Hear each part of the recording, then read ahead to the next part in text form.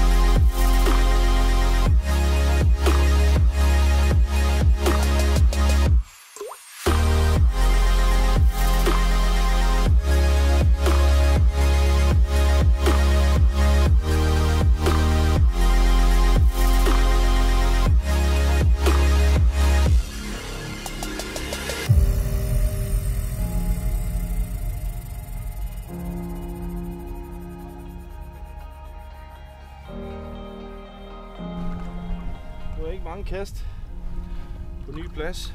Så kom der en gede og hakkede til. Lækkert.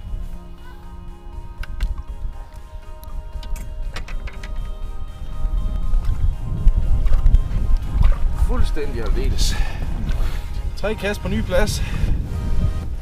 Så er der en god 80 cm skide. Endnu en, der skal mærkes. Så fedt! Det er fedt, når det lykkes. Nu er, som jeg kalder det, ulvetimen. Det er jo lige nu, når solen er ved at gå ned.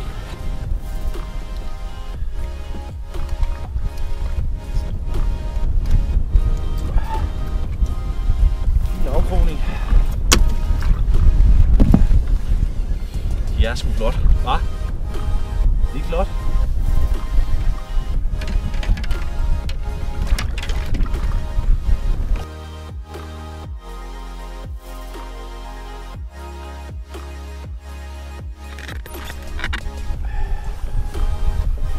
Så her har vi E0563 på 85 cm, 4,93 kg. De er fantastiske, de fisk her. Så se om vi kan fange E0563.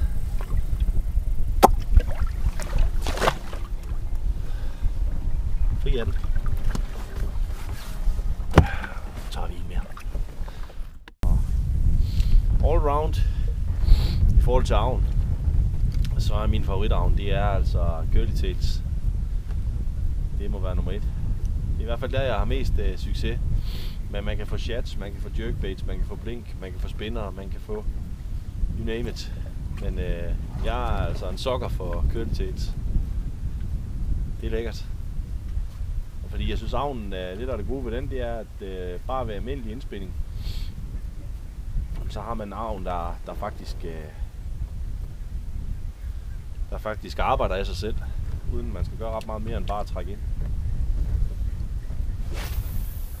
Men al respekt for jerkbaits og spinner og blink og wobbler, og jeg skal komme efter dig, det er jo, altså, nogen kan fiske med en gulerod, andre kan fiske med en rød pølse. Det er jo, hvad man gør det til. Igen, lige vende tilbage til det, jeg sagde tidligere. Der havde jeg hug. Den avn, man tror på, det er den avn, man fanger på. Det tror jeg på. Så hvis man er til røde pølser, eller et stykke knækbrød, eller en salami, eller en frikadelle, og man fisker den effektivt, så skal man også nok fange gede, tror jeg, på et eller andet tidspunkt. Jeg har ikke nogen favoritmærker eller tendens til noget som helst, udover det jeg tror på. Så det er jo en valgfri verden, vi lever i forhold til fiskegrej. Der er nok at vælge imellem.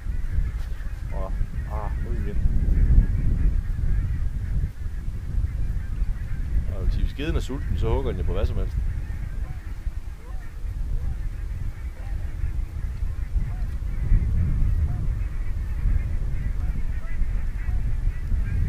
Men curly tail i alle afskygninger, det er jeg fan af. Og så spænder jeg dem rigtig hurtigt. Altså, nogle gange spænder jeg dem meget hurtigt, indtil de faktisk næsten går helt op i overfladen.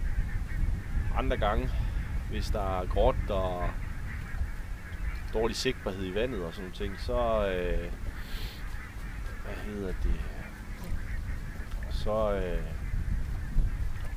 så lader den gå lidt langsommere og arbejde lidt langsommere. Meget forskelligt.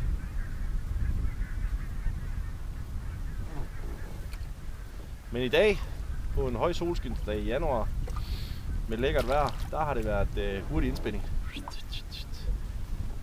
Lige kaste ud, nærmest lad den ramme vandet,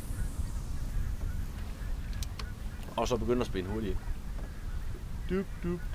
Duk, hurtigt. Måske lige lave spændstok en gang imellem, ikke? Lad den falde. Og hvis geden er i området, den ser den, silhuetten af avnen, der kommer svømmende, så er jeg også sikker på, at den stiger efter den. Og det gjorde den her. Ej!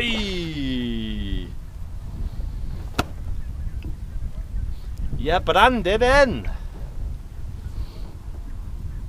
Den huggede simpelthen. Det gør nogle gange, så hugger de, altså når man trækker ind, så hugger de imod båden, og så bliver linen bare slap. Mærker fuldstændig underligt, og så får man ikke rigtig givet det der tilslag, som skal gives for at sætte krogen.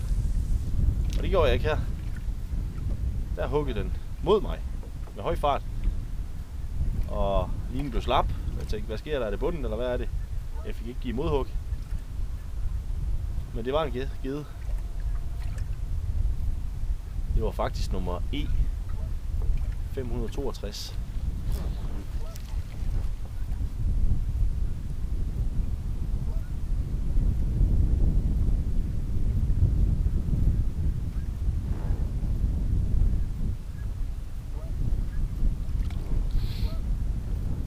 Og så er der min ven Græs. Altså det er min trofaste ven, når jeg er ude at fiske. Jeg er Mr. Græs. Han vil altid med ude at fiske. Han spørger aldrig om lov, han tager bare med af sig selv.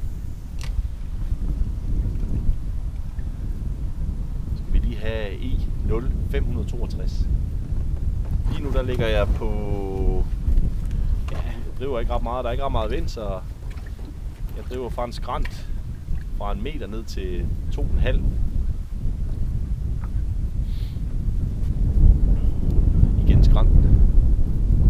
tror på skrald.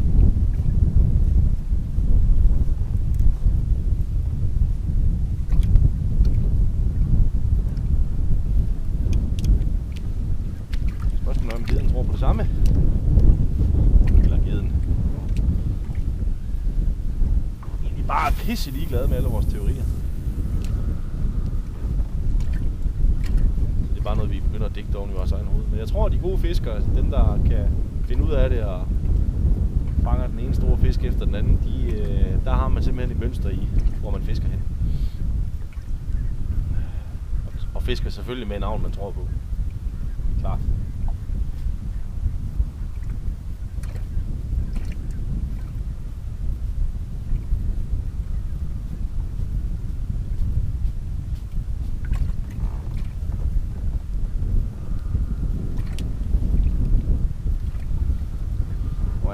Helt inde ved båden, så plejer jeg altid at stoppe indspændingen lidt, sænke farten og så holde øje med, kig ned i vandet, holde øje med avnen og se om der er følgere med, eller der er, ja, hvis der er følgere med, jamen, så kan man jo lave alt muligt lækkert, når avnen kommer helt ind til båden.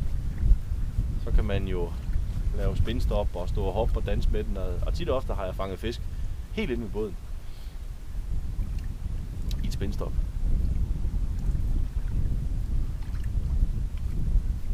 Så blev det lige her ved den sidste sol. Nummer E0562. Og det er en fin gede. Den, jeg tror den sniger sig op på lidt over 80. En fin gede. Stærk gede. Så vi fik sgu lige 562 med i dagens mærkningssession. Super flot. Super fedt.